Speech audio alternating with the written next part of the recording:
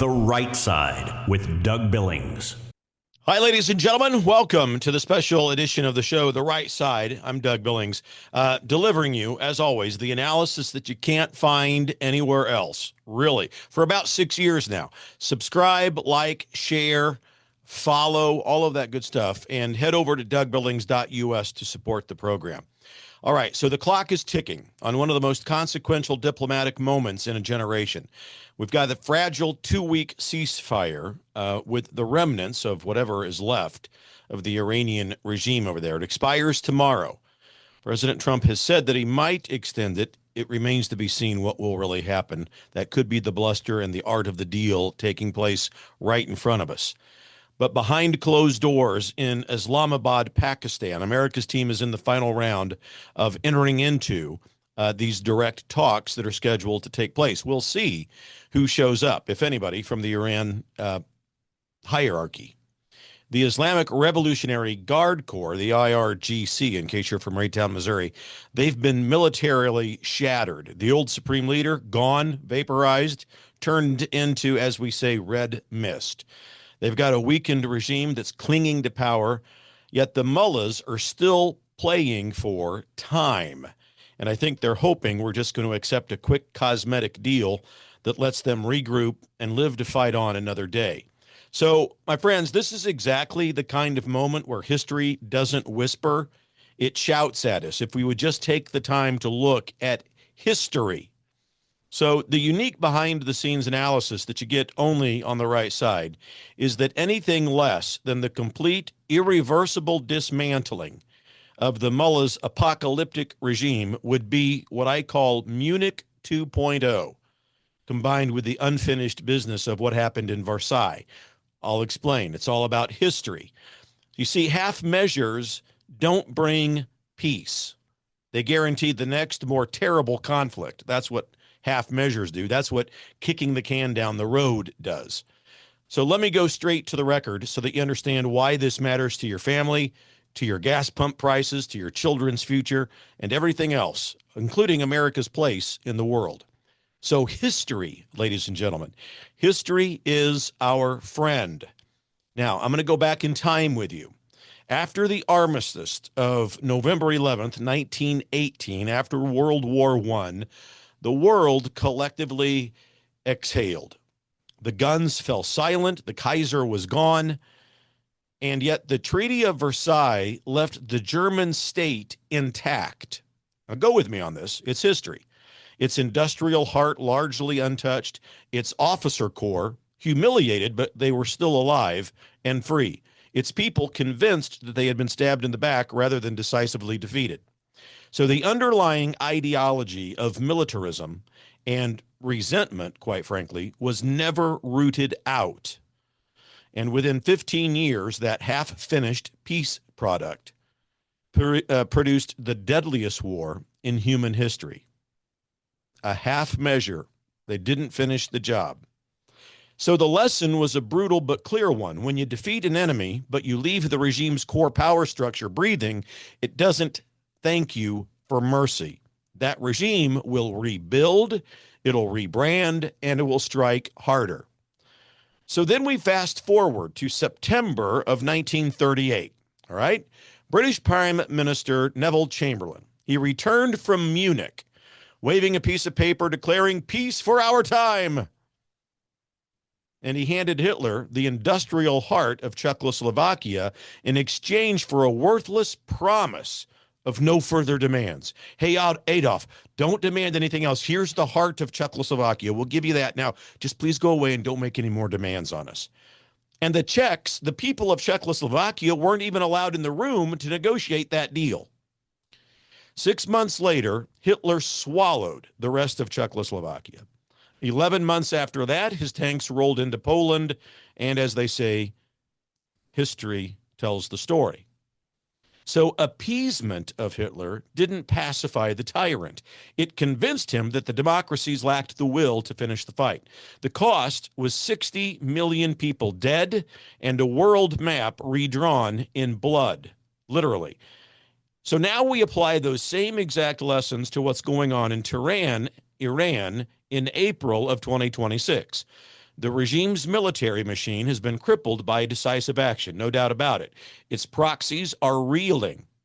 Its economy is in free fall.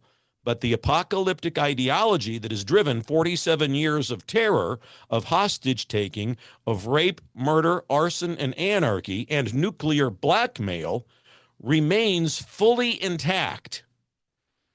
Their ideology is still there. The mullahs are still there. They're ballistic missile factories. Yes, they're damaged, maybe even many of them destroyed, but they're repairable. Their nuclear infrastructure crippled, but it's not eliminated.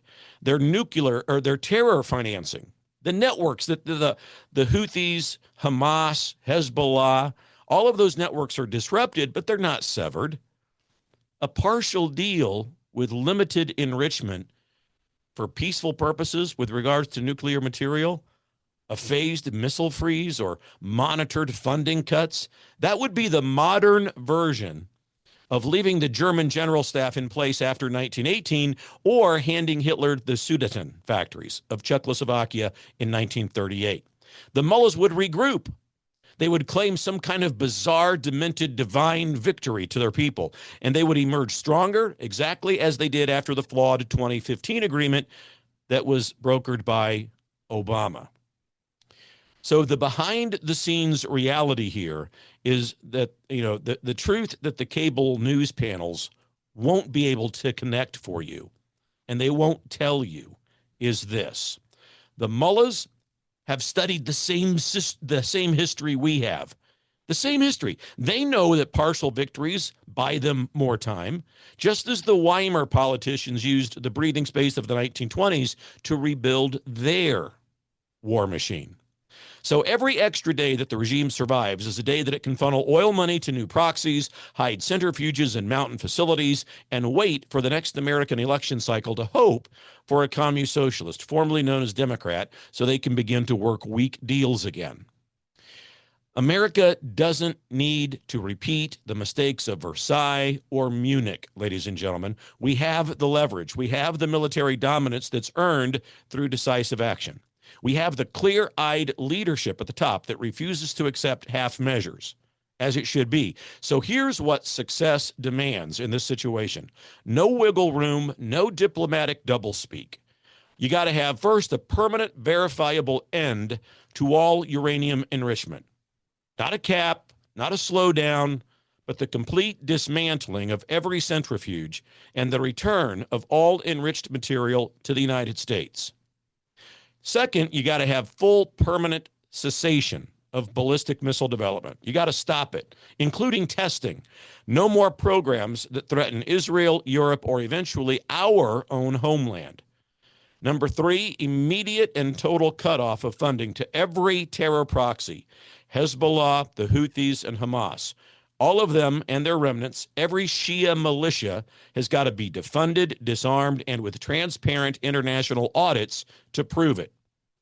Then you got to have basic human rights guarantees inside of Iran itself. You got to release political prisoners, put an end to this morality police and the lynching and the hanging of young people in the streets, and verifiable steps to free expression of speech so that the Iranian people themselves can finish what the United States military campaign began. Those aren't wish list items, my friends. Those are the non-negotiable requirements for any agreement that America can accept. The current leverage is overwhelming. We've got the largest naval presence in the history of history enforcing the Strait of Hormuz blockade. We've got targeted seizures of Iranian vessels, and we've got the explicit position that extending the ceasefire without a comprehensive deal is highly unlikely. So the pressure campaign is working.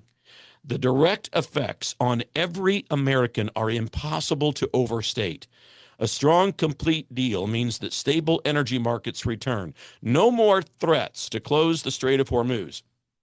And again, I'll remind you, the United States doesn't need any of the oil that's being shipped through the Strait of Hormuz. The rest of the world does, and so we're trying to take care of that for them. We're only using 10% of our American military capability in all of this, which is amazing in its own right. No more proxy attacks on shipping that spike gasoline prices. Wherever you are in this country, you feel the effects when Iran begins to act out like that. It means fewer resources are diverted away from us defending against Iranian-backed terrorism.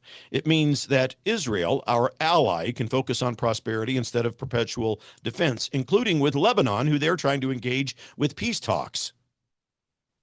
So then again, of course, it frees American dollars for priorities here at home. Most importantly, ladies and gentlemen, it means that the next generation of Americans, our kids and our grandkids, grow up without the shadow of a nuclear-armed apocalyptic regime threatening the world order. So proud conservatives have always understood that real peace is not the absence of conflict. Real peace is the result of unmistakable strength. The current strategy rejects the failed diplomacy of the past, and it embraces the realism that's always protected American interests. So there's going to be enormous pressure from the international bureaucrats, from the legacy media, even some cautious voices just to take the win, declare victory, and let's get out of there with a half measure. So that pressure has got to be ignored, my friends. The only historic legacy worth having here is the one that finishes the damn job, the one that leaves the mullahs regime not merely damaged, but irreversibly displaced, dismantled from within. That's up to the Iranian people to a large degree. I understand that. But ladies and gentlemen, this is the opportunity America has earned through decisive action instead of just kicking the can down the road. The talks in Islamabad can produce a generational breakthrough if we hold firm. The regime is weaker than at any point in 45 years. The ceasefire, the clock is ticking. The leverage that we have is real. So now is the time for clarity, not compromise. So here's the hopeful truth that defines the right side over here and proud conservatism. America does not have to repeat the mistakes of the last century. We have the strength, we have the leadership, we've got the Iranian people themselves on our side, which ultimately is the regime's greatest vulnerability. Give them, the people, one clear signal that the mullahs have no path to get back to power. One signal. That international pressure will finish what our forces began. They've got people in place ready to get into Iran to bridge the gap to new leadership, including the exiled prince who doesn't want a leadership role himself, but wants to help set up democracy in that country. So this is not about endless war. This is about a peace that actually lasts. It's about securing America's future so that families can thrive without the constant threat of higher gas prices, terrorist attacks, or the next global crisis that takes the shape of a mushroom cloud somewhere. That's moral purpose, and it's morally justified, ladies and gentlemen. The Republic has overcome a lot worse than this, many greater challenges than this, when its leaders refuse to accept half measures, and when we, the people, demand strength, we can overcome anything. That's the hard-hitting, can't be found anywhere else, historical analysis of why America has got to reject any second Munich in Tehran. And we connect the precise lessons of 1918, of 1939, to the negotiations that are happening right now. The specific demands that matter, the leverage on the table, and the direct impact on you, your wallet, and your family, and your security, and your children's future are at play. So strong leadership, informed by the hard lessons of the past through history, can secure the kind of generational victory that eluded previous generations. America has earned this moment, my friends. Now's the time to seize it, completely seize it. I want to thank you for joining me on the right side, as always, for this episode and all of the others. I want you to please share it. Share this episode because, look, informed citizens are how we keep America strong, and it's how we reclaim the Republic away from the radical communist-socialist, formerly known as Democrat Party.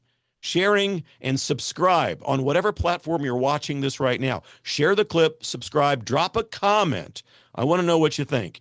And then finally, please prayerfully consider heading over to DougBillings.us, dougbillings.us, and contribute to the program. It's how we save the republic. And after all, as I always say, we're in this together, ladies and gentlemen. Believe it, for the republic. Cheers. The Right Side with Doug Billings.